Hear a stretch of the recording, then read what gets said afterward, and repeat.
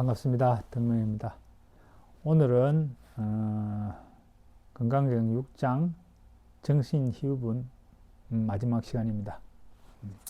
사실 이제 중요한 거는 이제 다 말씀드렸고 이제 세 번째 오늘은 이제 그 나머지 문장 쭉 읽어 나가면서 해보도록 하겠습니다. 이것도 쭉 읽어 나갈 때 우룡스님 걸로 한번 제가 쭉 해볼게요. 그 깨끗한 믿음을 내는 그 다음 문장에 보면 수보리의 열에는 이러한 모든 중생이 한량없는 복덕을 얻음을 능히 다 알고 보시느니라. 이게 열애께서 중생들이 복덕 얻는 걸 다 보신다 그거죠. 무슨 까닭인가? 이 모든 중생에게는 다시는 아상인상, 중생상, 수자상이 없고 법이라는 상도 없으며 또한 법이 아니라는 상도 없기 때문이다. 무슨 까닭인가?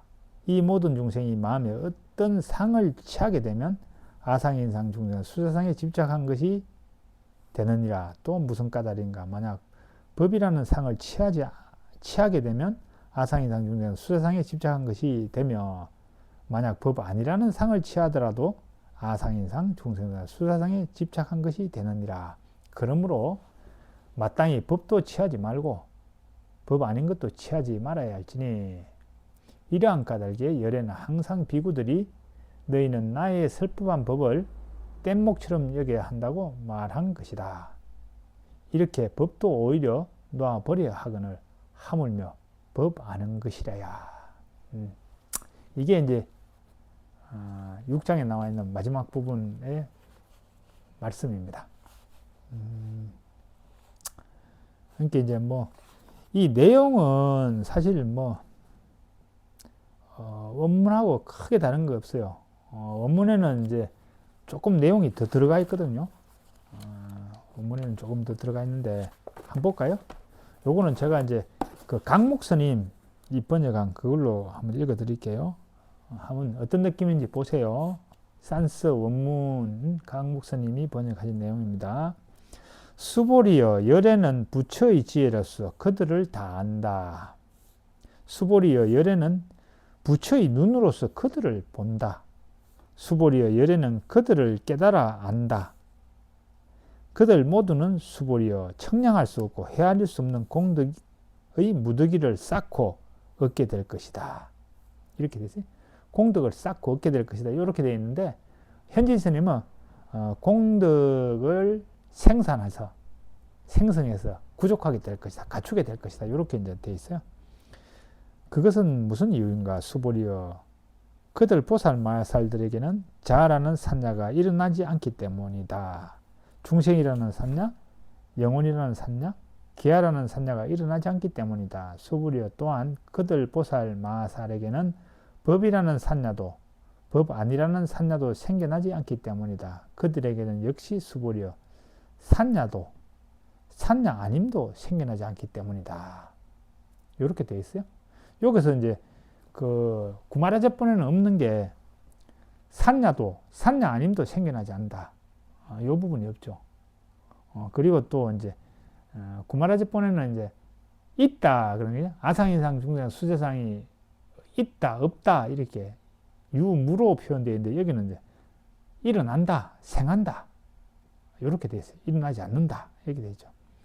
그것은 다시 무슨 이유였습니까? 만일 수보리여 그들 보살마살들에게 법이라는 산야가 생겨나면 그것은 그들의 자아에 대한 집착이며 중생에 대한 집착이요 영혼에 대한 집착이요 기아에 대한 집착이기 때문이다. 만일 법 아니라는 산야가 생겨난다면 그것도 단지 자아에 대한 집착일 뿐이며 중생에 대한 집착이요 영혼에 대한 집착이요 기아에 대한 집착일 뿐이기 때문이다. 그것은 다시 무슨 이유였습니까? 참으로 다시 수보리여 보살은 법에 국집해서도 안 되고 취해서도 안 된다 그 말이죠. 법 아닌 것을 국집해서도 안 되기 때문이다. 그래서 이것을 두고 열에는 설하였다. 법문이란 뗏목과 같은 것이라고. 깊게 아는 자들은 법들도 반드시 버려야 하거늘 하물며 법 아닌 것에서야 이렇게 돼 있어요. 그래서 원문하고 이제 차이가 원문에는 법도 법 아닌 산야도 산야 아님도 생겨나지 않는다. 요런 내용이 나오는데 요거는 이제 아예 삭제했다는 거. 그거 하나 하고 산야가 있다 없다 그게 아니고 생겨난다는 거. 요 부분이 이제 다른 거죠. 그래서 이제 그 느낌이 조금 달라요. 근데 여기서 이제 우리가 생각해 볼 게 산야가 생겨나면 아상이상 중대상 수자상 산야가 생겨나면 그러면 집착이 생기죠. 법이라는 산야가 생겨나도 아상이상 중대상 수자상에 거기에 대한 집착이 생겨나는 거고 비법이라고 하는 그 상에 대한 그 산야가 생겨나도 결국에는 아상이상 중대상 수자상에 대한 집착이 생긴다. 요 내용이 지금 요 내용이에요. 그거는 다른 말로 하면 법산야라고 하는 거는 법이라고 하는 거는 이제 바깥에 있는 존재를 말하는 거잖아요. 법이라는 게 바깥에 있는 존재를 말해요. 근데 이제 바깥에 대한 존재에 대해서 그 실체성을 가지고 보면 저런 실체가 있어. 저 존재는 실체적 존재야 라고 보는 그 시각은 그것은 곧바로 나라는 것도 실체적 존재야 라고 보는 거하고 똑같다는 거예요.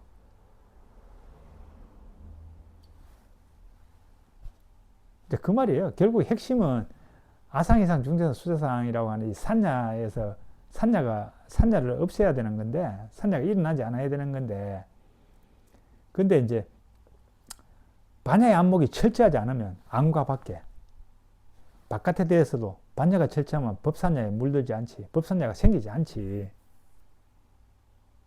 반야의 안목이 안쪽으로도 철저하면 아상이상 중대상 수자상이 생기지 않지. 근데 반야의 안목이 철저하지 않으니까 바깥을 보면서 저게 실체적 존재라고 착각하는 거야. 착각하는 즉시 바로 여기에 집착이 생겼다는 거예요. 지금 이 말이거든. 그게 법상이 있다면, 법상이 생겨난다면 그것은 곧 아상이상 중대상 수자상에 대한 집착이다. 이렇게 나오잖아요. 그런 거예요. 그러니까 바깥으로 어떤 존재에 대해서 이렇게 실체적 존재를 인식한다는 거. 그거는 이제 안쪽으로도 그렇게 본다라는 거라. 이 말이에요. 그렇기 때문에 결국 이제, 괴로움이 일어나게 돼 있죠. 무조건 실체적 존재를 보면 괴로움이 일어나. 그래서 지금 다루고 있는 거예요. 건강경에서는 바깥으로 보이는 어떤 법이라고 말하는 건 실체적 존재가 아니다. 이게 대해서 계속 이야기하고 있는 거예요. 자, 그러면 여기서 법상이라는 게 뭐냐? 또 비법상이라는 게 비법상이 뭐냐? 이게 대해서 이제 조금 개념을 좀 아셔야 돼. 잘 몰라. 제가 이제 저번에는 아상이상, 중세상, 수자상에 대한 이제 개념은 그 3장에서 말씀드렸던 것 같아요. 여기서 법산야는 뭐냐면 어떤 법이든 그 법을 고정되어 있는 실체적 존재로 인식하는 것이 법상이다. 이렇게 보시면 돼요. 그 법에는 물질적인 거, 이걸 색법이라 그래요. 색법. 물질적인 거. 정신적인 거, 이걸 신법이라 그래. 이거 원래 나눠져 있어요. 색법, 신법. 그리고 열반으로 이끄는 가르침, 이걸 교법이라 그래. 법에는 이 세 가지가 있는 거예요. 보여지는 물질적 존재, 이걸 색법이라 그러고, 이 정신적 존재를 하는 추상적인 이런 거는 이제 신법이라 그랬죠. 그 다음에 이제 열반으로 이끄는 가르침, 이거는 교법. 이걸 법이라 그런단 말이에요. 근데 이제 이런 모든 법들이 있는데, 이거를 어떤 물질적 존재나 정신적 존재나 열반을 이끄는 가르침, 이런 것들을, 이 법들을 어떤 그 고정된 실체적 존재를 인식하는 것. 이게 법상이에요, 법산야.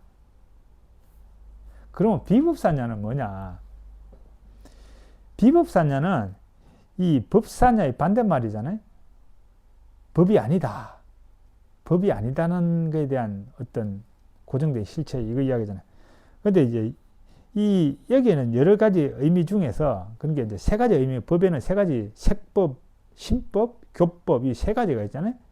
이 중에서 열반으로 이끄는 가르침, 이 가르침, 이걸 이제 법이라고 하는데, 이 법에 대한 반대말이에요, 비법은. 그러면 열반으로 가는 것을 방해하는 법이지. 저거는 열반으로 가는 방해하는 법이야. 그러면 그게 뭐냐면, 그게 비법이 비법. 그러면 이제 그 방해하는 그 법이 또 어쨌든 고정된 실체적 존재로 인식하는 거예요. 이게 비법상이야. 비법상이에요. 아시겠죠? 이게 정확한 의미의 이제 비법상이죠. 아무튼 그래서 이제 그런 이제 비법이든 법이든 고정된 실체로 보면 그거는 뭐라고요? 사상에 대한 집착이라고 생각하면 되는 거예요. 그래서 보살, 마살은 그 법이든 법 아니든 그걸 취하지 않는다 그러잖아요. 국집하지 않는다. 그거 잡으려고 하지 않는다. 그 실체가 아니니까. 그래야 된다. 잡으려고 하지 않아야 된다. 그 이야기를 지금 하고 있는 거예요. 그래서 이제 그 보살들은 법상도 취하지 않고 비법상도 취해서는 안 된다. 이런 이제 말씀을 하는 거죠. 이제 우리가 이제 그 공부를 해 나가다 보면 자기가 옳다고 하는 그 가르침, 이걸 이제 집착하는 경우가 많아요. 그래서 그거와 반대 것이 오면은 굉장히 이제 싫어하고 밀어내려고 하는 경향이 있죠. 그 부분을 지금 다루고 있는 거예요. 그런데 이제 그럴 때 우리는 어떻게 인식해야 되냐? 마음속의 흔적. 모든 거는 나에게 인식된 모든 것, 그것이 색법이든 물질적 존재로 인식되는 것은 추상적인 정신적 존재로 인식되는 것은 열반을 이끄는 가르침이 그 어떤 그 가르침이 인식되는 거든 모든 법은 뭐라고요? 저 존재가 이쪽으로 통해서 들어온 여기서 형성된 마음속의 흔적이야. 내가 인식한 거는 내 마음속에서 만든 흔적이야. 그걸 빨리 알아야 돼. 그러면 여기에 안 끌려가는 거야. 뭐 내가 옳다니, 내가 지금 공부하는 이 가르침이 옳은 거니 그런 거니 이걸 자꾸 갈 필요가 없는 거라. 그래서 뛰어나와야지. 그러니까 이게 뭐야? 나의 설법은 뗏목과 같은 줄 알아서 그러잖아요. 손가락이거든. 가르침은 달을 가르치는 손가락이잖아요. 달을 봐 이제 손가락을 보면 안 돼. 그거잖아요. 그래서 집착할 게 없다. 손가락에는 집착할 게 없다. 달만 보면 된다. 그러면 이제 우리가 이제 건강경기적으로 보면 모든 거는 건강경의 안목대로 보면 되는 거예요. 마음속의 흔적 1단계. 지금 내가 보고 있는 저 존재는 여기에 인식된 이걸 보고 있는 거 이거의 흔적이다. 마음속의 흔적. 여기에 존재의 흔적 단계. 이거다. 내가 만든 거다라는 자각이 있어요. 그러면 내가 만든 이 흔적에서 일단은 한 걸음 물러나야 된다. 이게 1단계잖아요. 그럼 두 번째 뭐예요? 흔적 현상. 저 현상과 그 형성되지 않은 걸 동시에 봐야 된다. 그거잖아요. 그 두 개를 보려는 딱 시각을 가지면 되는 거야. 근데 첫 단계에서 그래. 저것도 다 그냥 마음속의 흔적이야. 그래. 이래버리면 일단은 그냥 딱 벗어나 거기서. 이제 그런 다음에 이제 차분히 살펴만 되는 거죠. 그럼 되는 거예요. 어렵지 않죠.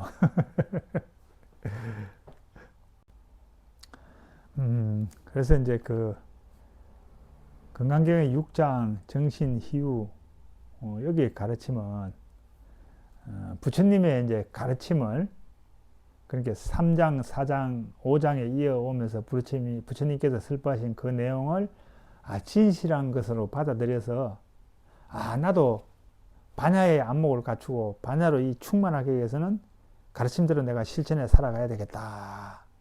이런 마음을 내는 것이 그게 바른 신심이라 그랬죠. 그럼 바른 신심을 내고 그렇게 이제 살아가면서 반야의 안목을 이제 키워가는데, 그러면서도 이제 그 가르침이 뭐라고요? 그 가르침에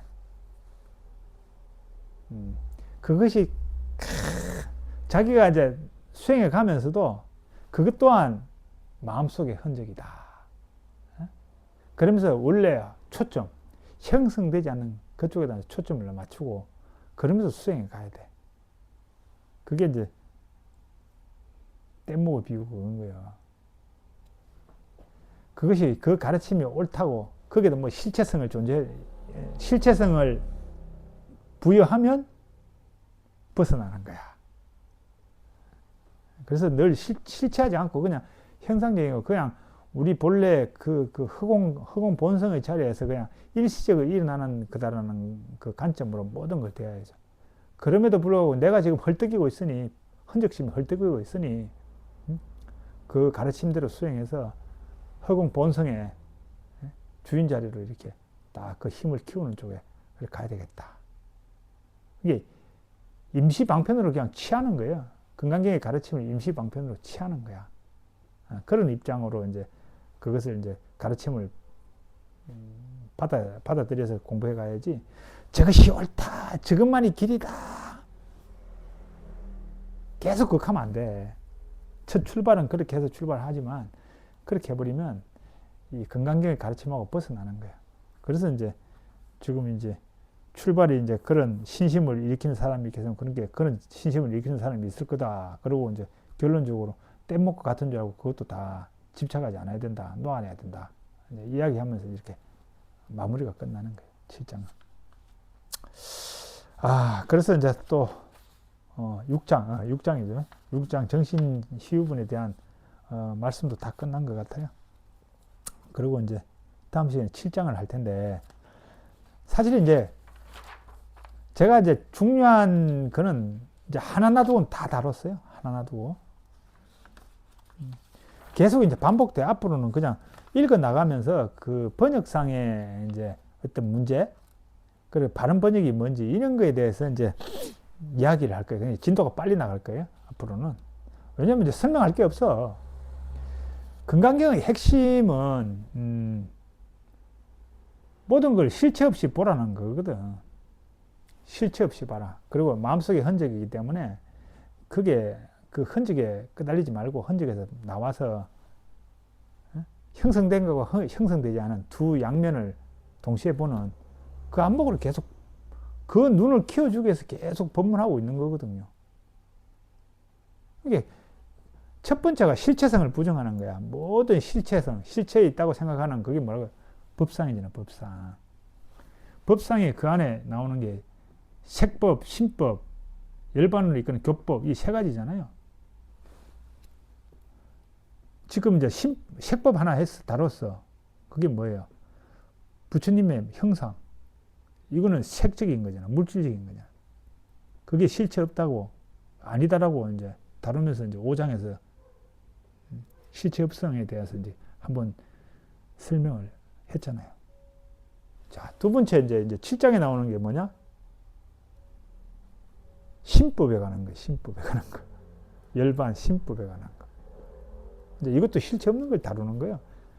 알고 보면 건강이 계속 실체에 있다고 생각하는 그 법산자를 깨는 거거든. 다 주제가. 다 그거예요. 그러니까 앞으로는 이야기할 게 별로 없어. 그러니까 우리 부부님들이 정말 이제 생각의 감옥에서 벗어나고자 한다면 지금까지 했던 5장까지 했던 그걸 계속 리바이벌로 계속 들으면서 계속 생각하셔야 돼. 그리고 이제 제가 여기서 이제 그 명상 3분 지간 나가면 그걸 계속 실습하고 그러면 마음의 감옥에서 벗어날 수 있어요. 확신합니다. 제가 이 부분은 굉장히 연구를 많이 했어요. 그러니까 그렇게 하시고 제가 이제 이렇게 실습 어떤 영상 올리면 그것도 열심히 하시고 그리고 이제 또 이제 제가 중요시한 게 독경이에요. 독경? 독경이 있는데 제가 이제 그 이제 번역을 새로 해가 이제 이렇게 했다고 그랬잖아요.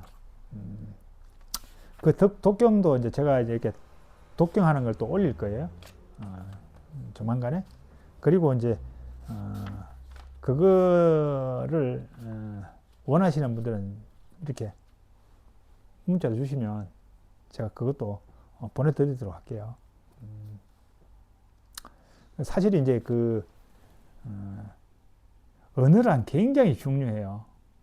어떤 언어를 쓰느냐에 따라서 생각이 바뀌어. 그래서 굉장히 중요해요. 예를 들어 머무른 바 없이 마음을 내라. 이럴 때 머무른 바 없다는 곳에 초점을 맞추면 집착 없는 삶을 이렇게 사는 쪽에 이제 중심을 두고 자기를 늘 이제 이렇게 점검하게 돼 있어요. 그 언어가 그렇게 만들어요.